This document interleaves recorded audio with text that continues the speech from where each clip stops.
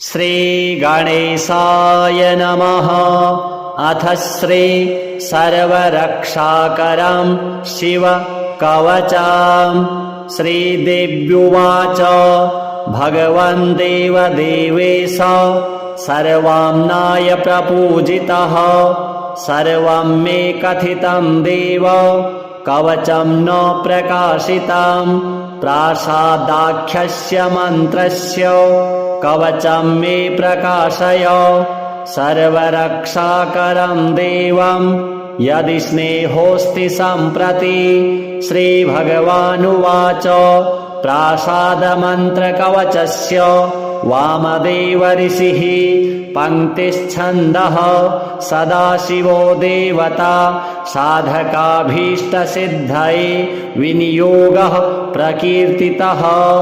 शिरो मे सर्वदा पातु प्रासादाख्यः सदाशिवः षडक्षरस्वरूपो मे वदनं च महेश्वरः पञ्चाक्षरात्मा भगवान् भुजौ मे परिरक्षतु मृत्युञ्जयस्त्रिबीजात्मा आयुरक्षतु मे सदा वटमूलसमासीनो दक्षिणामूर्तिरव्ययः सदा मां सर्वतः पातु षट्त्रिंशद्वर्णरूपधृक् द्वाविंशार्णात्मको रुद्रः कुक्षौ मे परिरक्षतु त्रिवर्णात्मा नीलकण्ठः कण्ठं रक्षतु सर्वदा चिन्तामणिर्बीजरूपे सर्वनारीश्वरो हरः सदा रक्षतु मे गुह्यं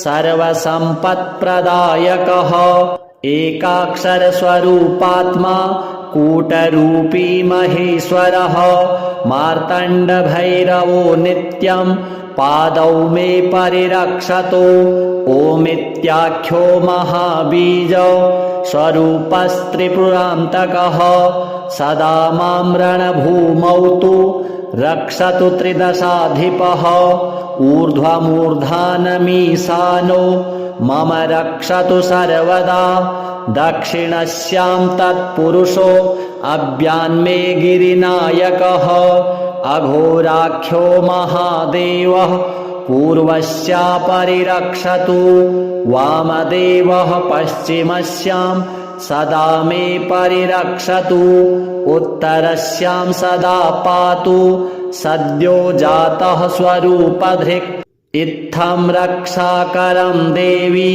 कवचं देवदुर्लभं प्रातः काले पठेद्यस्तु सोऽभीष्टफलमाप्नुयात् पूजाकाले पठेद्यस्तु साधको दक्षिणे भुजे देवा मनुष्या गन्धर्वा वश्यास्तस्य न संशयः कवचं यस्तु शिरसि धारयेद् यदि मानवः करस्थास्तस्य देवेशि अणिमाद्यष्टसिद्धयः स्वर्णपत्रे त्विमां विद्यां शुक्लपट्टेन वेष्टितां राजतोदरसंविष्टां कृत्वा च धारयेत् सुधिः सम्प्राप्य महतीं लक्ष्मी मन्त्रं च शिवरूपधृक् यस्मै कस्मै न दातव्यं न प्रकाश्यं कदाचन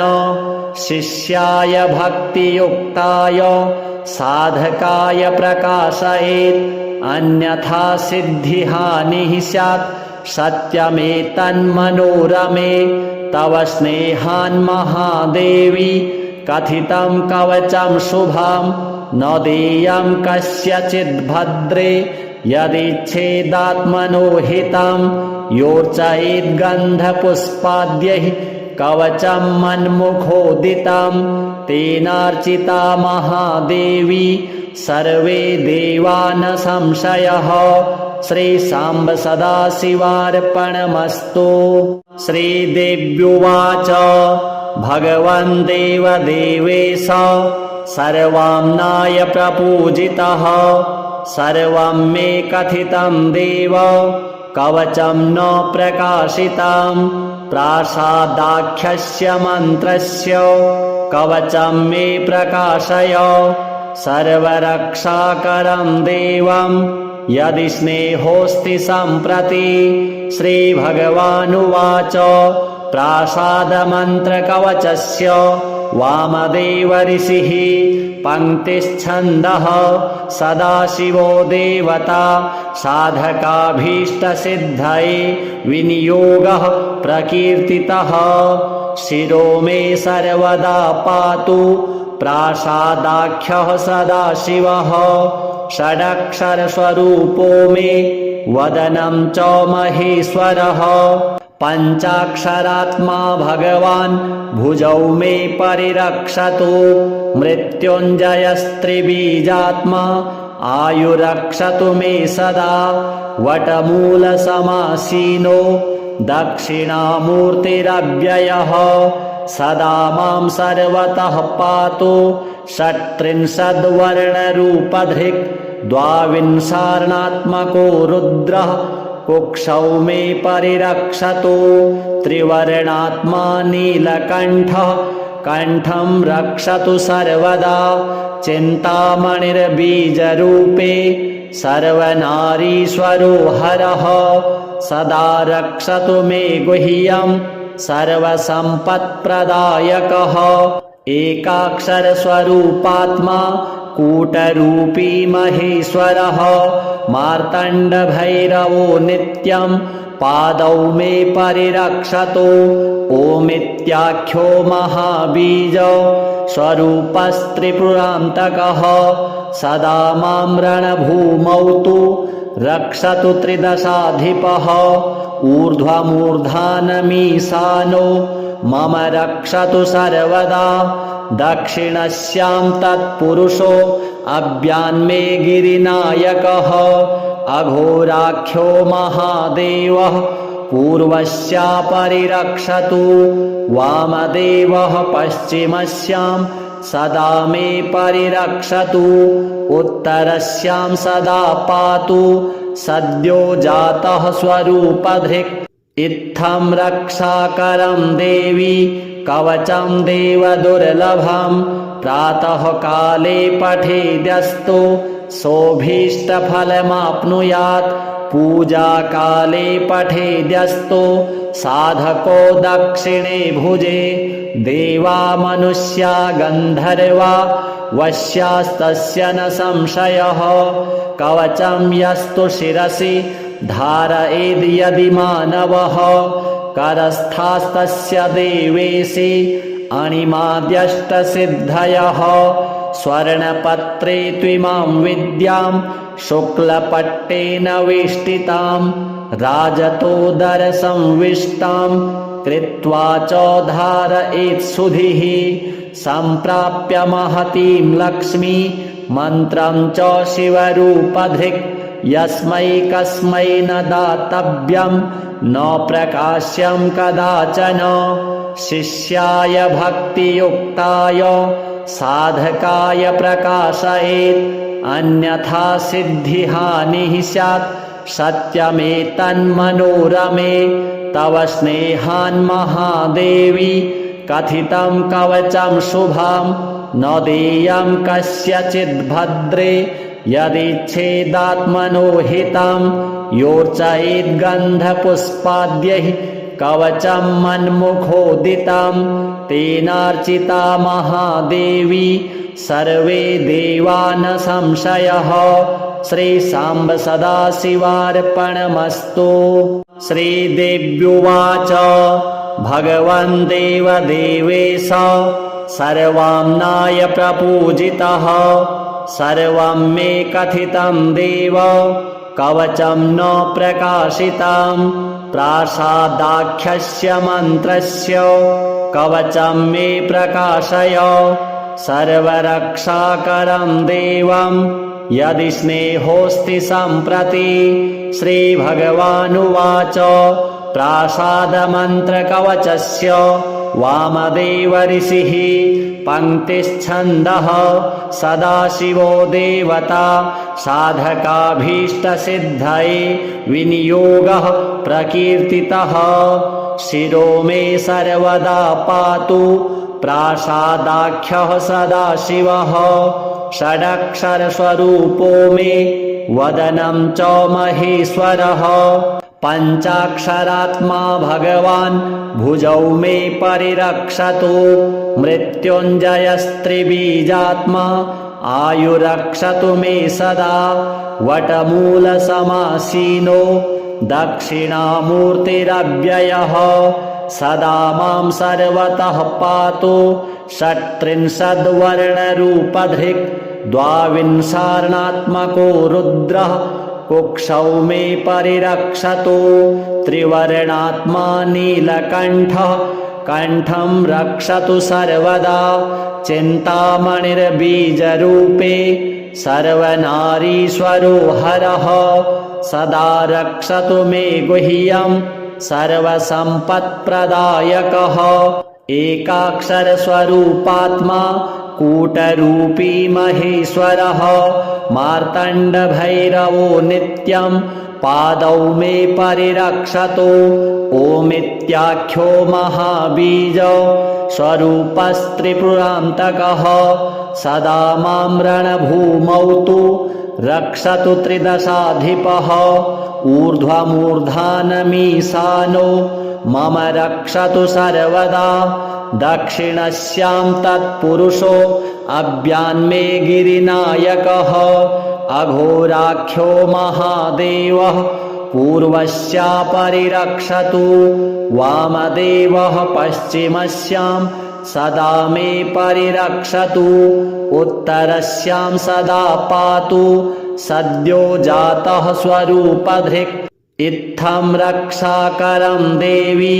कवचं देवदुर्लभं प्रातः काले पठेद्यस्तु सोऽभीष्टफलमाप्नुयात् पूजाकाले पठेद्यस्तु साधको दक्षिणे भुजे देवा मनुष्या गन्धर्वा वश्यास्तस्य न संशयः कवचं यस्तु शिरसि धारयेद् यदि मानवः करस्थास्तस्य देवेशि अणिमाद्यष्टसिद्धयः स्वर्णपत्रे त्विमां विद्यां शुक्लपट्टेन वेष्टितां राजतोदरसंविष्टां कृत्वा च धारयेत् सुधिः सम्प्राप्य महतीं लक्ष्मी मन्त्रं च शिवरूपधृक् यस्मै कस्मै न दातव्यं न प्रकाश्यं कदाचन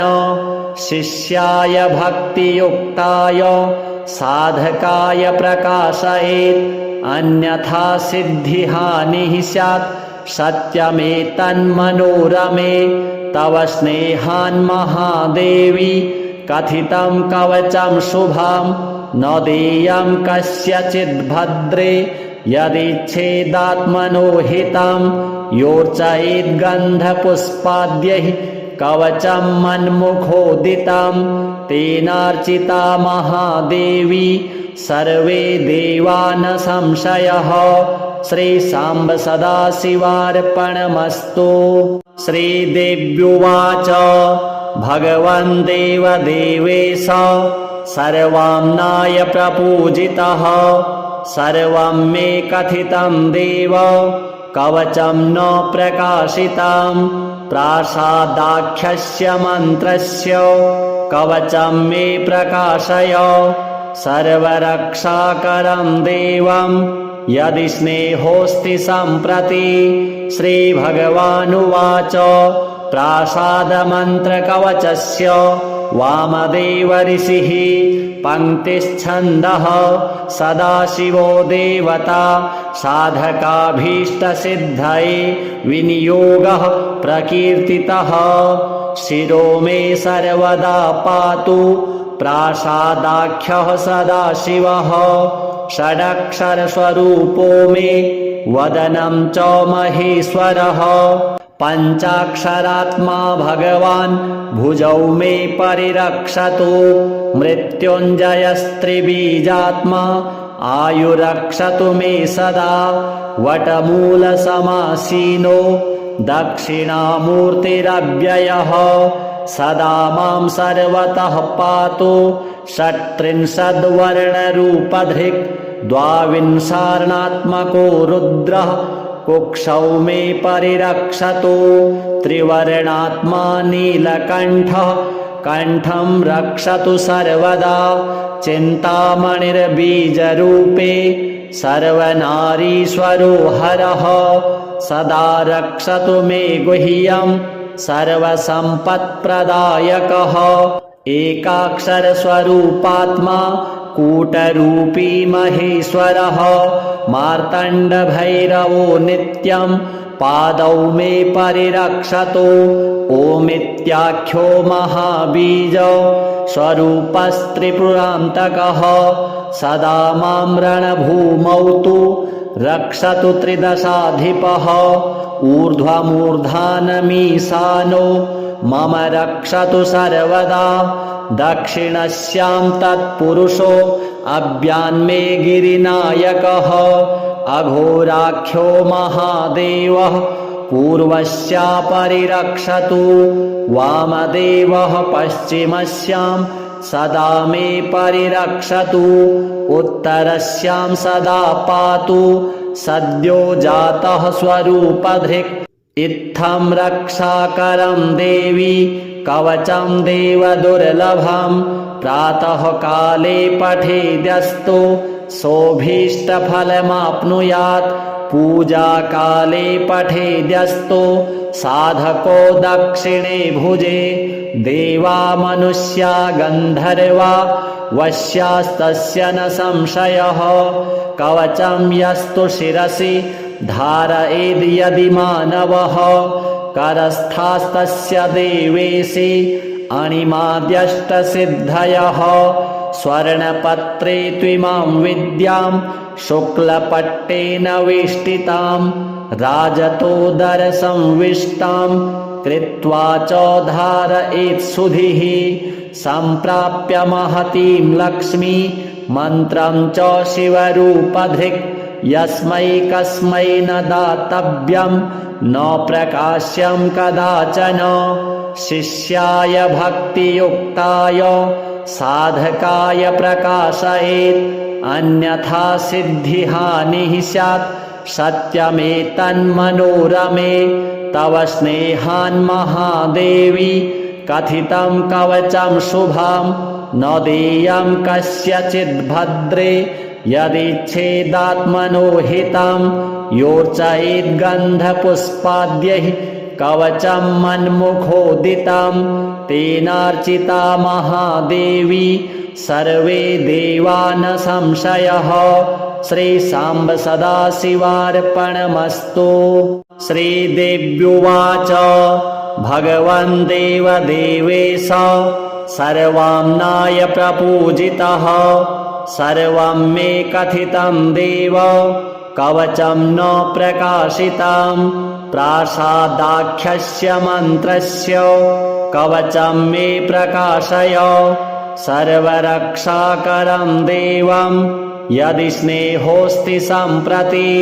श्रीभगवानुवाच प्रासादमन्त्रकवचस्य वामदेव ऋषिः पङ्क्तिश्छन्दः सदाशिवो देवता साधकाभीष्टसिद्धये विनियोगः प्रकीर्तितः शिरो मे सर्वदा पातु प्रासादाख्यः सदाशिवः षडक्षरस्वरूपो मे वदनं च महेश्वरः पञ्चाक्षरात्मा भगवान् भुजौ मे परिरक्षतु मृत्युञ्जयस्त्रिबीजात्मा आयुरक्षतु मे सदा वटमूलसमासीनो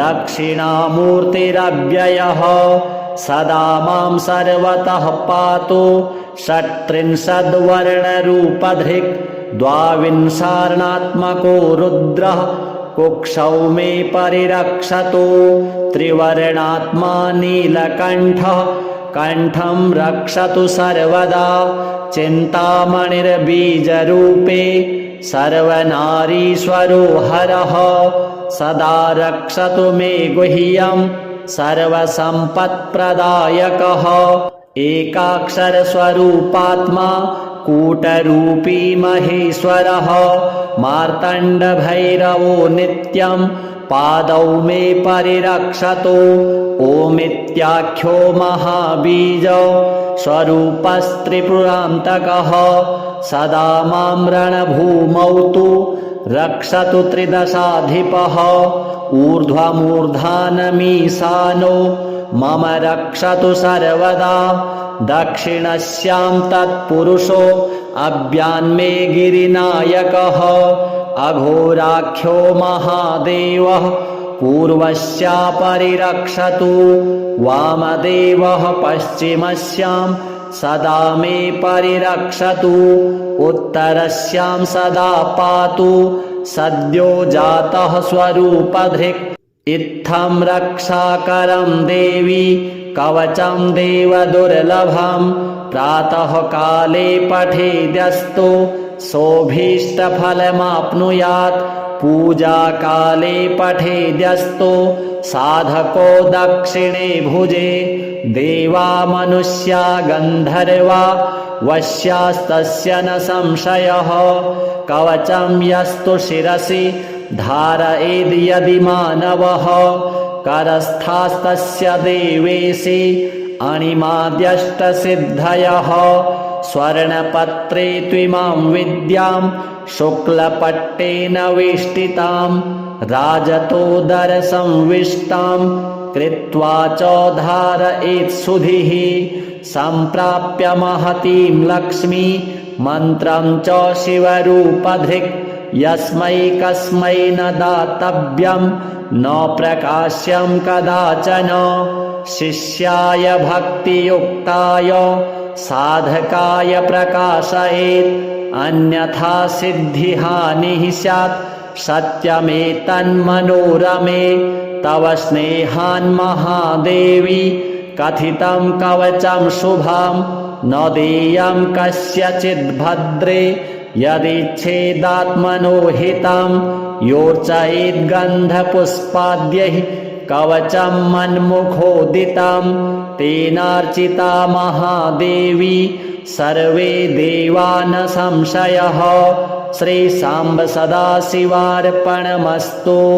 श्रीदेव्युवाच भगवन् देवदेवेश सर्वाम्नाय प्रपूजितः सर्वं मे कथितं देव कवचं न प्रकाशितं प्रासादाख्यस्य मन्त्रस्य कवचं मे प्रकाशय सर्वरक्षाकरं देवं यदि स्नेहोऽस्ति सम्प्रति। श्रीभगवानुवाच प्रासादमन्त्रकवचस्य वामदेव ऋषिः पङ्क्तिश्छन्दः सदाशिवो देवता साधकाभीष्टसिद्धये विनियोगः प्रकीर्तितः शिरो मे सर्वदा पातु प्रासादाख्यः सदाशिवः षडक्षरस्वरूपो मे वदनं च महेश्वरः पञ्चाक्षरात्मा भगवान् भुजौ मे परिरक्षतु मृत्युञ्जयस्त्रिबीजात्मा आयुरक्षतु मे सदा वटमूलसमासीनो दक्षिणामूर्तिरव्ययः सदा मां सर्वतः पातु षट्त्रिंशद्वर्णरूपधृक् द्वाविंशार्णात्मको रुद्रः कुक्षौ मे परिरक्षतु त्रिवर्णात्मा नीलकण्ठः कण्ठं रक्षतु सर्वदा चिन्तामणिर्बीजरूपे सर्वनारीश्वरो हरः सदा रक्षतु मे गुह्यं सर्वसम्पत्प्रदायकः एकाक्षरस्वरूपात्मा कूटरूपी महेश्वरः मार्तण्डभैरवो नित्यं पादौ मे परिरक्षतु ओमित्याख्यो महाबीज स्वरूपस्त्रिपुरान्तकः सदा मां रणभूमौ तु रक्षतु त्रिदशाधिपः ऊर्ध्वमूर्धानमीशानो मम रक्षतु सर्वदा दक्षिणस्यां तत्पुरुषो अव्यान्मे गिरिनायकः अघोराख्यो महादेवः पूर्वस्या परिरक्षतु वामदेवः पश्चिमस्यां सदा मे परिरक्षतु उत्तरस्यां सदा पातु सद्यो जातः स्वरूपधृक् इत्थं रक्षाकरं देवी कवचं देवदुर्लभं प्रातः काले पठेद्यस्तु सोऽभीष्टफलमाप्नुयात् पूजाकाले पठेद्यस्तु साधको दक्षिणे भुजे देवा मनुष्या गन्धर्वा वश्यास्तस्य न संशयः कवचं यस्तु शिरसि धारयेद् यदि मानवः करस्थास्तस्य देवेशि अणिमाद्यष्टसिद्धयः स्वर्णपत्रे त्विमां विद्यां शुक्लपट्टेन वेष्टितां राजतोदरसंविष्टां कृत्वा च धारयेत् सुधिः सम्प्राप्य महतीं लक्ष्मी मन्त्रं च शिवरूपधृक् यस्मै कस्मै न दातव्यं न प्रकाश्यं कदाचन शिष्याय भक्तियुक्ताय साधकाय प्रकाशयेत् अन्यथा सिद्धिहानिः स्यात् सत्यमेतन्मनोरमे तव स्नेहान् महादेवी कथितं कवचं शुभं न देयं कस्यचिद् भद्रे यदिच्छेदात्मनो हितं योर्चयेद्गन्धपुष्पाद्यैः कवचं मन्मुखोदितं तेनार्चिता महादेवी सर्वे देवा न संशयः श्रीसाम्ब सदाशिवार्पणमस्तु। श्रीदेव्युवाच भगवन् देवदेवेश सर्वाम्नाय प्रपूजितः सर्वं मे कथितं देव कवचं न प्रकाशितं प्रासादाख्यस्य मन्त्रस्य कवचं मे प्रकाशय सर्वरक्षाकरं देवं यदि स्नेहोऽस्ति सम्प्रति। श्रीभगवानुवाच प्रासादमन्त्रकवचस्य वामदेव ऋषिः पङ्क्तिश्छन्दः सदाशिवो देवता साधकाभीष्टसिद्धये विनियोगः प्रकीर्तितः शिरो मे सर्वदा पातु प्रासादाख्यः सदाशिवः षडक्षरस्वरूपो मे वदनं च महेश्वरः पञ्चाक्षरात्मा भगवान् भुजौ मे परिरक्षतु मृत्युञ्जयस्त्रिबीजात्मा आयुरक्षतु मे सदा वटमूलसमासीनो दक्षिणामूर्तिरव्ययः सदा मां सर्वतः पातु षट्त्रिंशद्वर्णरूपधृक् द्वाविंशार्णात्मको रुद्रः कुक्षौ मे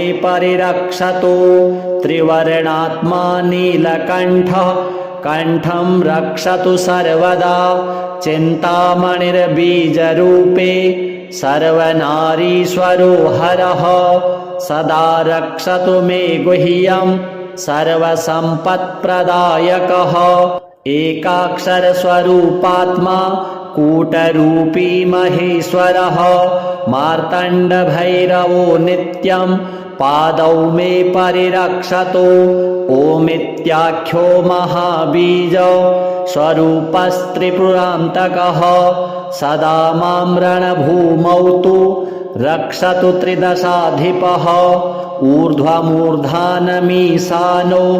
मम रक्षतु सर्वदा दक्षिणस्यां तत्पुरुषो अव्यान्मे गिरिनायकः अघोराख्यो महादेवः पूर्वस्या परिरक्षतु वामदेवः पश्चिमस्यां सदा मे परिरक्षतु उत्तरस्यां सदा पातु सद्यो जातः स्वरूपधृक् इत्थं रक्षाकरं देवी कवचं देवदुर्लभं प्रातः काले पठेद्यस्तु सोऽभीष्टफलमाप्नुयात् पूजाकाले पठेद्यस्तु साधको दक्षिणे भुजे देवा मनुष्या गन्धर्वा वश्यास्तस्य न संशयः कवचं यस्तु शिरसि धारयेद् यदि मानवः करस्थास्तस्य देवेशि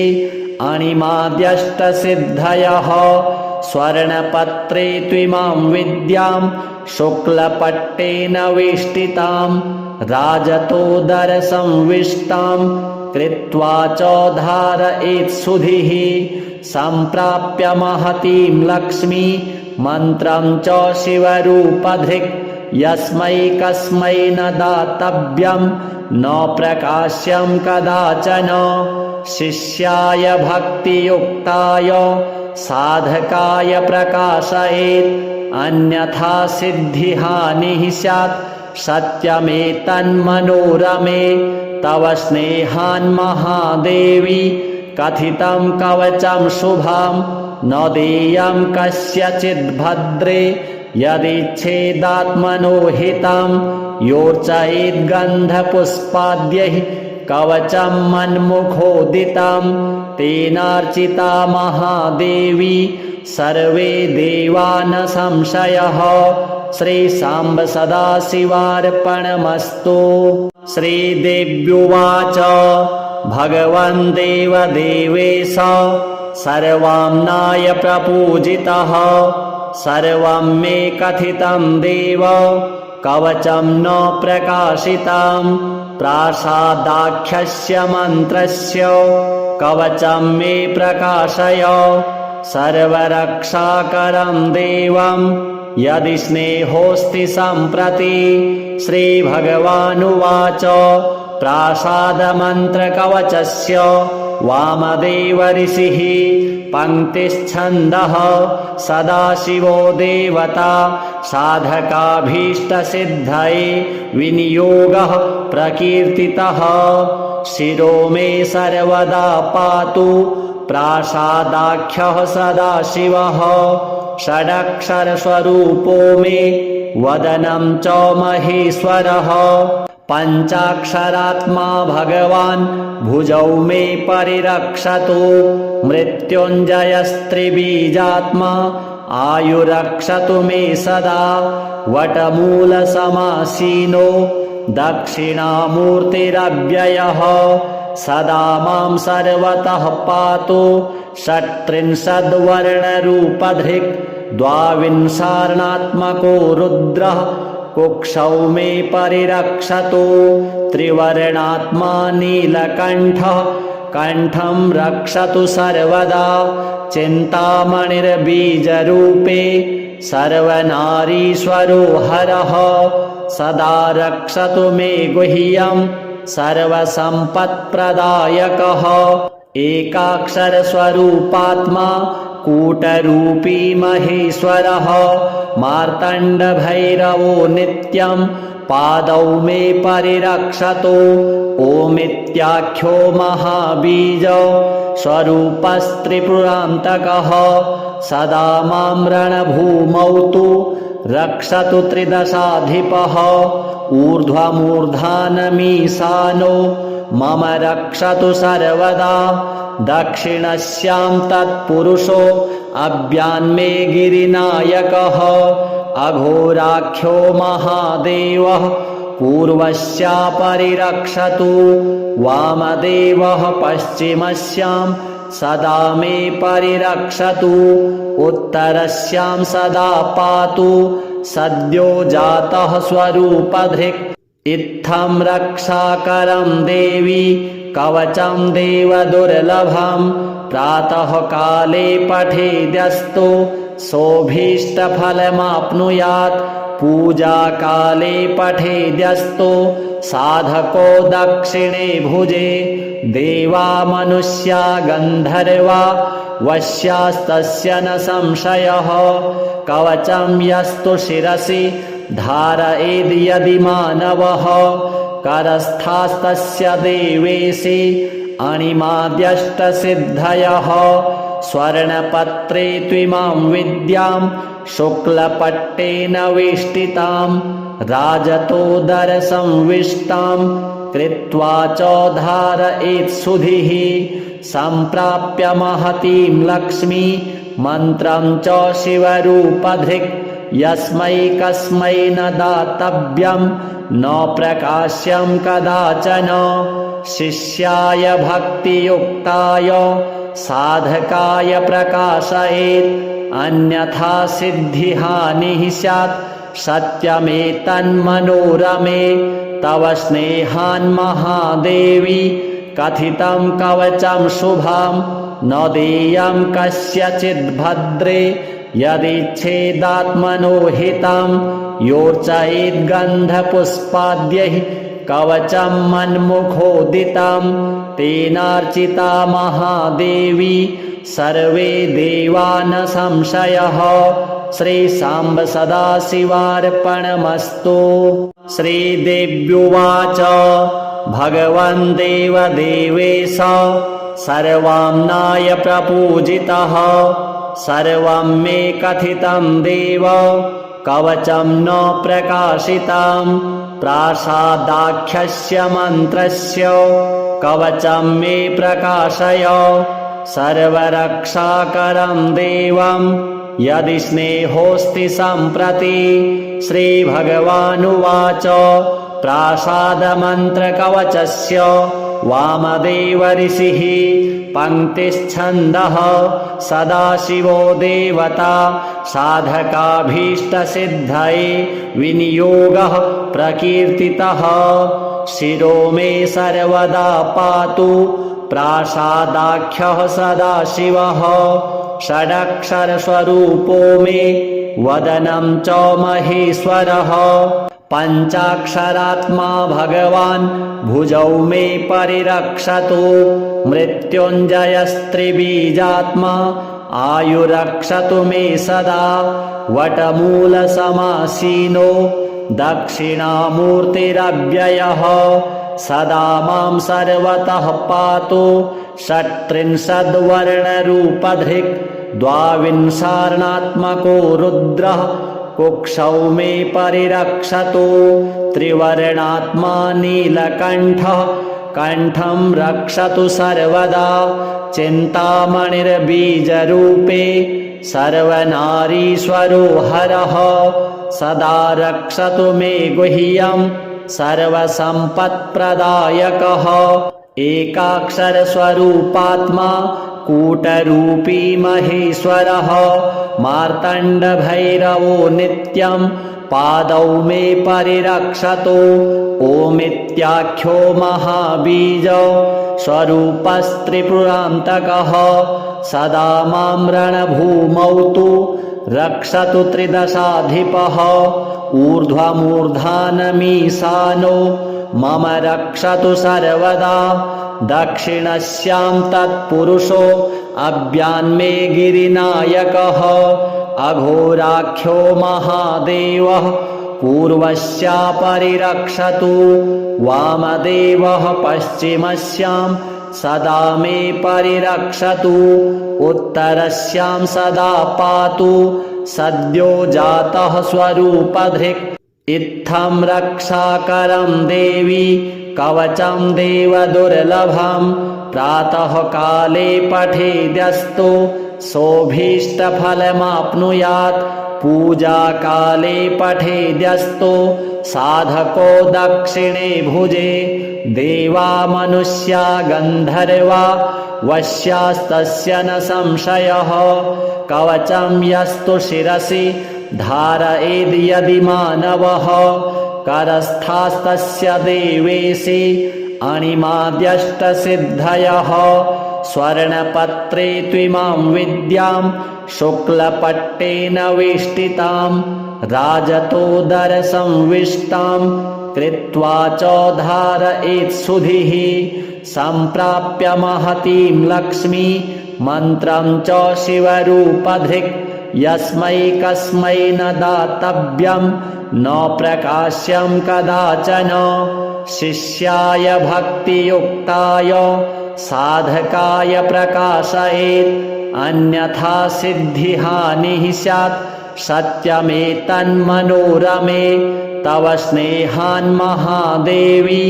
कथितं कवचं शुभं न देयं कस्यचिद्भद्रे यदिच्छेदात्मनो हितं योर्चयेद्गन्धपुष्पाद्यैः कवचं मन्मुखोदितं तेनार्चिता महादेवी सर्वे देवा न संशयः। श्रीसाम्ब सदाशिवार्पणमस्तु। श्रीदेव्युवाच भगवन् देवदेवेश सर्वाम्नाय प्रपूजितः सर्वं मे कथितं देव कवचं न प्रकाशितं प्रासादाख्यस्य मन्त्रस्य कवचं मे प्रकाशय सर्वरक्षाकरं देवं यदि स्नेहोऽस्ति सम्प्रति। श्रीभगवानुवाच प्रासादमन्त्रकवचस्य वामदेव ऋषिः पङ्क्तिश्छन्दः सदाशिवो देवता साधकाभीष्टसिद्धये विनियोगः प्रकीर्तितः शिरो मे सर्वदा पातु प्रासादाख्यः सदाशिवः षडक्षरस्वरूपो मे वदनं च महेश्वरः पञ्चाक्षरात्मा भगवान् भुजौ मे परिरक्षतु मृत्युञ्जयस्त्रिबीजात्मा आयुरक्षतु मे सदा वटमूलसमासीनो दक्षिणामूर्तिरव्ययः सदा मां सर्वतः पातु षट्त्रिंशद्वर्णरूपधृक् द्वाविंशार्णात्मको रुद्रः कुक्षौ मे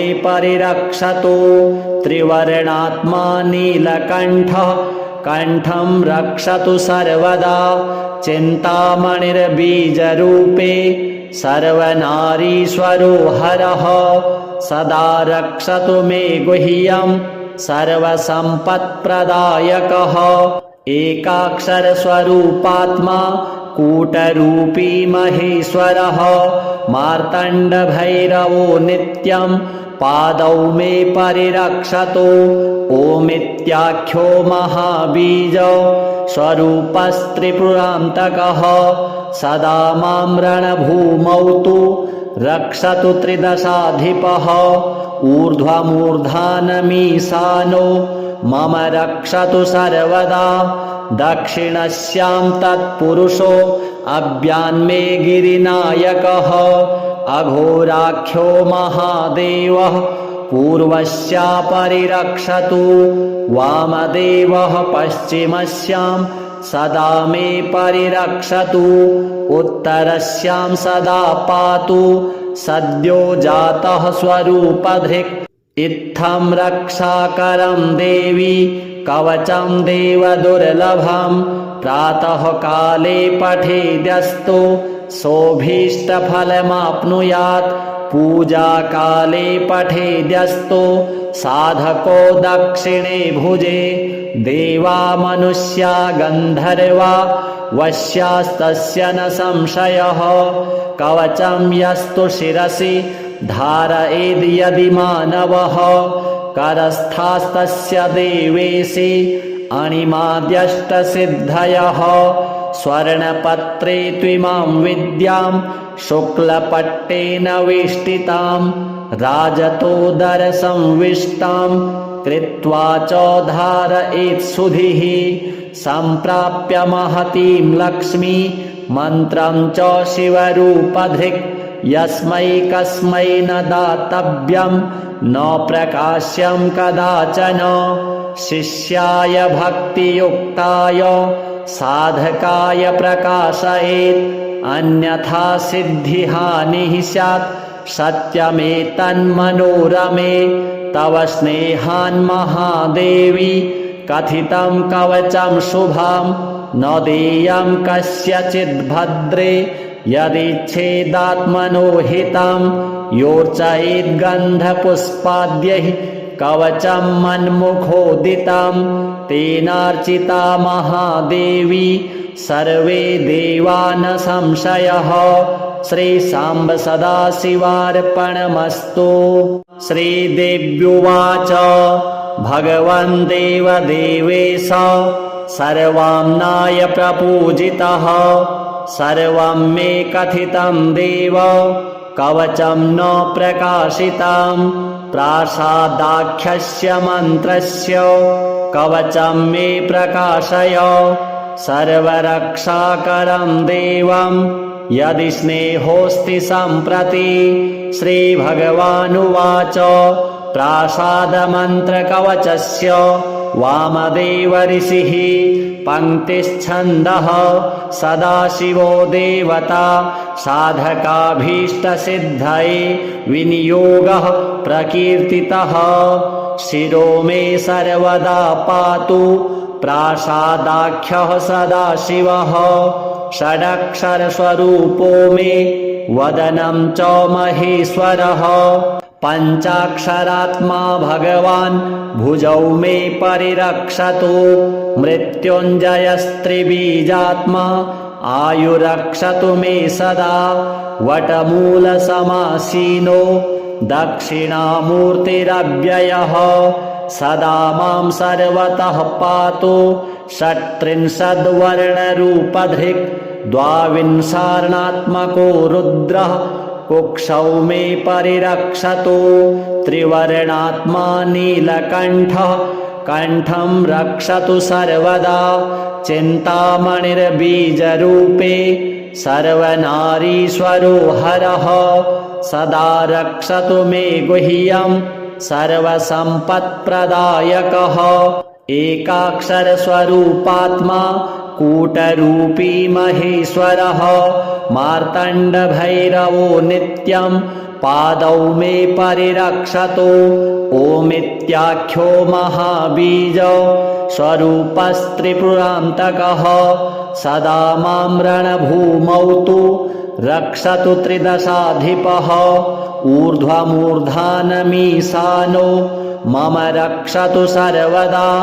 दक्षिणस्यां तत्पुरुषो अव्यान्मे गिरिनायकः अघोराख्यो महादेवः पूर्वस्या परिरक्षतु। वामदेवः पश्चिमस्यां सदा मे परिरक्षतु। उत्तरस्यां सदा पातु सद्यो जातः स्वरूपधृक्। इत्थं रक्षाकरं देवी कवचं देवदुर्लभं प्रातः काले पठेद्यस्तु सोऽभीष्टफलमाप्नुयात्।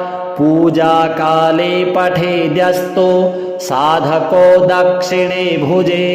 देवा मनुष्या गन्धर्वा वश्यास्तस्य न संशयः। कवचं यस्तु शिरसि धारयेद् यदि मानवः करस्थास्तस्य देवेशि अणिमाद्यष्टसिद्धयः। स्वर्णपत्रे त्विमां विद्यां शुक्लपट्टेन वेष्टितां राजतोदरसंविष्टां कृत्वा च धारयेत् सुधिः। सम्प्राप्य महतीं लक्ष्मी मन्त्रं च शिवरूपधृक्। यस्मै कस्मै न दातव्यं न प्रकाश्यं कदाचन। शिष्याय भक्तियुक्ताय साधकाय प्रकाशयेत् अन्यथा सिद्धिहानिः स्यात्। सत्यमेतन्मनोरमे तव स्नेहान् महादेवी कथितं कवचं शुभं न देयं कस्यचिद् भद्रे। यदिच्छेदात्मनो हितं योर्चयेद्गन्धपुष्पाद्यैः कवचं मन्मुखोदितं तेनार्चिता महादेवी सर्वे देवा न संशयः। श्रीसाम्ब सदाशिवार्पणमस्तु।